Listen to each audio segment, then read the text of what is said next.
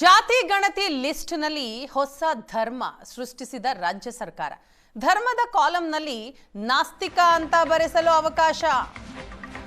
ಜಾತಿ ಗಣತಿ ಲಿಸ್ಟ್ನಲ್ಲಿ ಈಗ ಹೊಸ ಧರ್ಮ ಸೃಷ್ಟಿ ಮಾಡಿದೆ ರಾಜ್ಯ ಸರ್ಕಾರ. ಧರ್ಮದ ಕಾಲಂನಲ್ಲಿ ನಾಸ್ತಿಕ ಅಂತ ಬರೆಯೋದಕ್ಕೆ ಅವಕಾಶ. ಪ್ರತ್ಯೇಕವಾಗಿ ಧರ್ಮದ ಕಾಲಂನಲ್ಲಿ ಹೊಸ ಆಯ್ಕೆಯನ್ನ ರಾಜ್ಯ ಸರ್ಕಾರ ಕೊಟ್ಟಿದೆ. ದೇವರನ್ನ ನಂಬದವರಿಗೆ ನಾಸ್ತಿಕ ಎಂಬ ಆಯ್ಕೆಯನ್ನ ಕೊಡ್ತಾ ಸರ್ಕಾರ. ದೇವರನ್ನ ನಂಬದೆ ಧರ್ಮದಲ್ಲಿ ನಂಬಿಕೆ ಇಟ್ಟವರ ಕಥೆ ಏನು? ಭಾರೀ ಚರ್ಚೆಗೆ ಕಾರಣವಾಯಿತು ಜಾತಿ ಸಮೀಕ್ಷೆಯಲ್ಲಿನ ಹೊಸ ಆಯ್ಕೆ. ದೇವರನ್ನ ನಂಬುವವನು ಆಸ್ತಿಕ, ನಂಬದವನು ನಾಸ್ತಿಕ. ನಾಸ್ತಿಕರಿಗೆ ಧರ್ಮದ ಕಾಲಂನಲ್ಲಿ ಹೊಸ ಆಯ್ಕೆಯನ್ನ ಸೃಷ್ಟಿ ಮಾಡಿದೆ ಸರ್ಕಾರ. ಯಾವ ಧರ್ಮಕ್ಕೂ ಸೇರದವರನ್ನೇ ನಾಸ್ತಿಕರು ಅಂತ ಭಾವಿಸ್ತಾ ದೇವರನ್ನ ನಂಬದವರಿಗೆ ಜಾತಿ ಉಪಜಾತಿ ಧರ್ಮ ಇರುವುದಿಲ್ವಾ?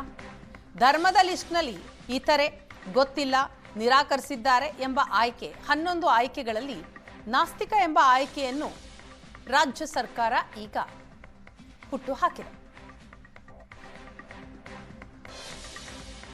ಸೆಪ್ಟೆಂಬರ್ 22ರಿಂದ ರಾಜ್ಯದಾದ್ಯಂತ ಸಾಮಾಜಿಕ ಆರ್ಥಿಕ ಸಮೀಕ್ಷೆ ಆರಂಭ ಆಗ್ತಾ ಇದೆ. ಹಿಂದುಳಿದ ವರ್ಗಗಳ ಆಯೋಗ ಈಗಾಗಲೇ ಕೈಪಿಡಿಯನ್ನು ಕೂಡ ರಿಲೀಸ್ ಮಾಡಿದೆ. ಅದರಲ್ಲಿ ಇರತಕ್ಕಂತ ಪ್ರಮುಖ ಆಕ್ಷೇಪ ಜೊತೆಗೆ ಬಿಜೆಪಿ ಸೇರಿದಂತೆ ಪ್ರಮುಖರು ಆಕ್ಷೇಪ ವ್ಯಕ್ತಪಡಿಸ್ತಾ ಇರುವಂತದ್ದು ಧರ್ಮದ ಕಾಲಂನಲ್ಲಿ ನಾಸ್ತಿಕ ಅನ್ನುವಂತ ಪ್ರತ್ಯೇಕವಾದಂತ ಆಪ್ಷನ್ ಕೊಡಬೇಕಿತ್ತ ಅನ್ನುವಂತ ವಿಚಾರ.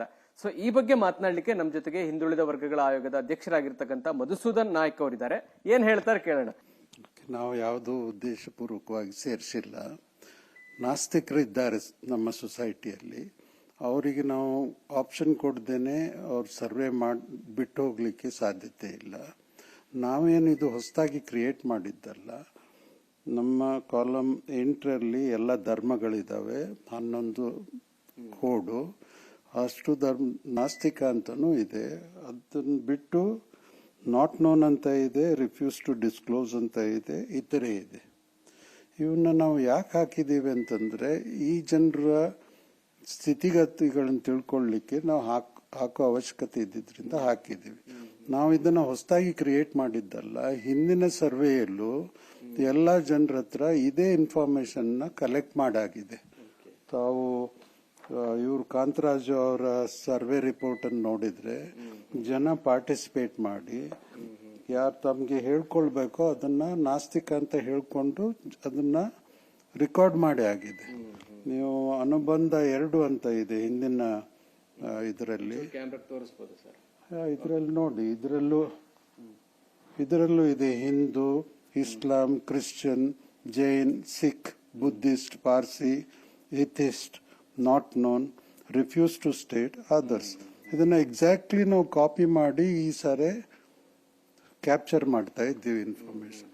ಸೊ ಅದು ತಪ್ಪು ಕಲ್ಪನೆಯಲ್ಲಿ ಈ ತರ ಜನರಿಗೆ ತಪ್ಪು ಕಲ್ಪನೆ ಮೂಡಿಸೋದು ಅವಶ್ಯಕತೆ ಇಲ್ಲ ಅಂತ ತಿಳ್ಕೊಂಡಿದ್ದೀನಿ. ಜನರು ಈಗ ಬಹಳ ಬುದ್ಧಿವಂತರಾಗಿದ್ದಾರೆ. ಹೀಗೆ ಪೇಪರ್ನಲ್ಲಿ ಏನೇನೋ ಹೇಳ್ಕೊಂಡು ಇದಕ್ಕೆ ಕನ್ಫ್ಯೂಷನ್ ಕ್ರಿಯೇಟ್ ಮಾಡೋ ಅವಶ್ಯಕತೆ ಇಲ್ಲ. ನಾಸ್ತಿಕ ಅನ್ನೋದು ಪ್ರತ್ಯೇಕ ಧರ್ಮನ ಅನ್ನುವ ರೀತಿಯಲ್ಲಿ ಅನಾಲಿಸಿಸ್ ಶುರುವಾಗಿದೆ. ನಾವು ಹೇಳಿದೀವಿ ಇದು ಪ್ರತ್ಯೇಕ ಧರ್ಮ ಅಂತ. ಧರ್ಮ ಯಾವುದಿದೆ ಅದು ಸೆಂಟ್ರಲ್ ಗವರ್ಮೆಂಟ್ನವ್ರು ನೋಟಿಫೈ ಮಾಡ್ತಾರೆ.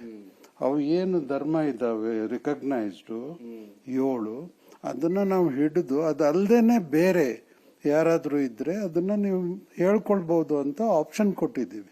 ನಾವು ಯಾರಿಗೂ ಕಂಪಲ್ ಮಾಡೋದಿಲ್ಲ, ಯಾರಿಗೂ ಇದೇ ತರ ಬರಿಬೇಕು ಅಂತ ಇಲ್ಲ. ಯಾರ್ಯಾರಿಗೆ ಏನ್ ಮನ್ಸಿಗೆ ಬರ್ತದ ಅದನ್ನ ಬರಿಬಹುದು.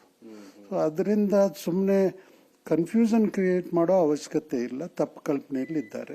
ಜನ ಮುಕ್ತವಾಗಿ ತಾವು ಏನು ಅನ್ನೋದನ್ನ ಬರ್ಸಲಿಕ್ಕೆ ಅವಕಾಶ ಮಾಡಿಕೊಡ್ಲಿ.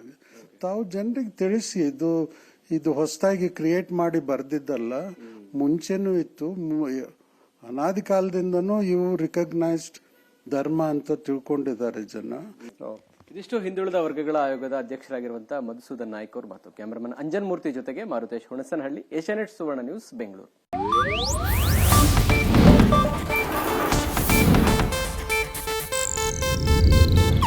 ಇದು ಏಷ್ಯಾನೆಟ್ ನ್ಯೂಸ್ ನೆಟ್ವರ್ಕ್ ಪ್ರಸ್ತುತಿ.